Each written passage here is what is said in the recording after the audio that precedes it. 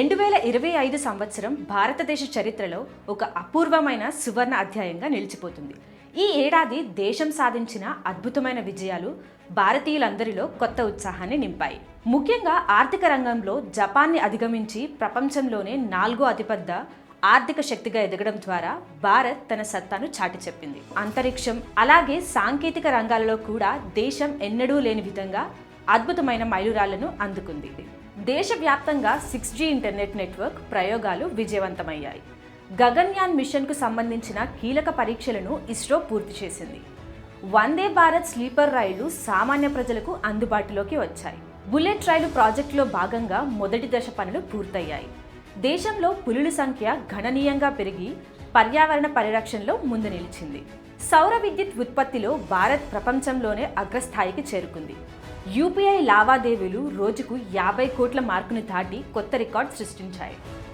స్వదేశీ సాంకేతికతతో తయారైన యుద్ధ విమానాలు రక్షణ రంగంలో చేరాయి.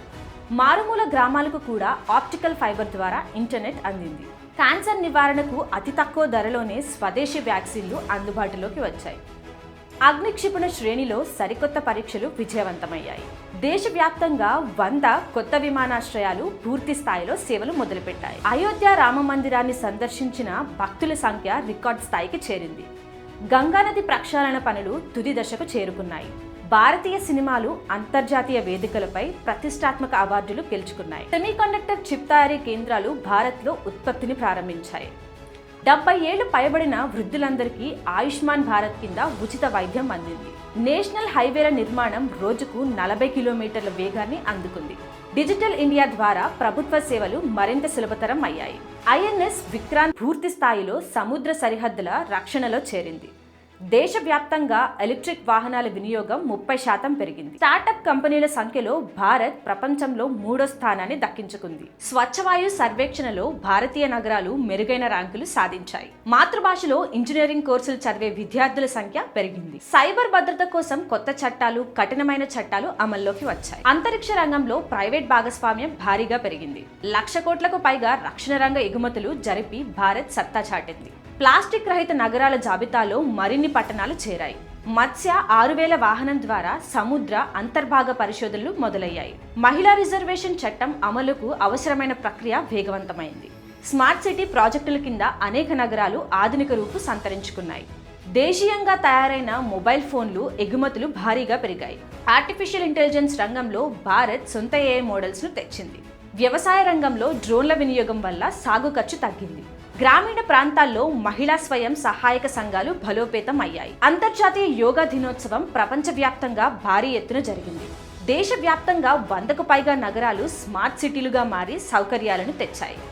విదేశీ విశ్వవిద్యాలయాలు మన దేశంలో నేరుగా తమ క్యాంపస్లను ప్రారంభించాయి. నదుల అనుసంధాన ప్రక్రియలో భాగంగా కీలకమైన ప్రాజెక్టులు పూర్తయ్యాయి.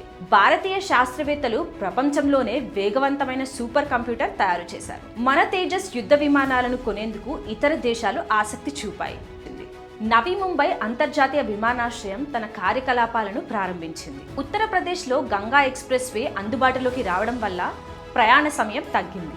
ముంబై మెట్రో లైన్ 3 ఆక్వాలైన్ ప్రారంభమై రవాణా కష్టాలను తీర్చింది. నోయిడాలో జవార్ అంతర్జాతీయ విమానాశ్రయం ఆసియాలోనే అతిపెద్దదిగా నిలిచింది. కేరళలో వరదలను తట్టుకునేలా నిర్మించిన పవర్ సబ్స్టేషన్లు ఆదర్శంగా నిలిచాయి. వందే మాతరం గీతం రాసి 150 ఏళ్లు పూర్తయిన సందర్భంగా ఘనంగా వేడుకలు జరిగాయి. Maharashtra Maratha military landscape UNESCO వారసత్వ జాబితాలో చేరాయి.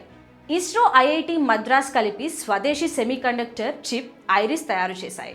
ఐఐటి ఢిల్లీలో భారతీయ చేనేత కళలను కాపాడటానికి ప్రత్యేక కేంద్రం ఏర్పాటైంది. ప్రయాగ్రాజ్లో జరిగిన మహాకుంభమేళా ప్రపంచంలోనే అతిపెద్ద ఆధ్యాత్మిక వేడుకగా నిలిచింది. రక్షణ రంగంలో ప్రైవేట్ భాగస్వామ్యం పెరిగి సొంతంగా డ్రోన్ల తయారీ ఊపందుకుంది.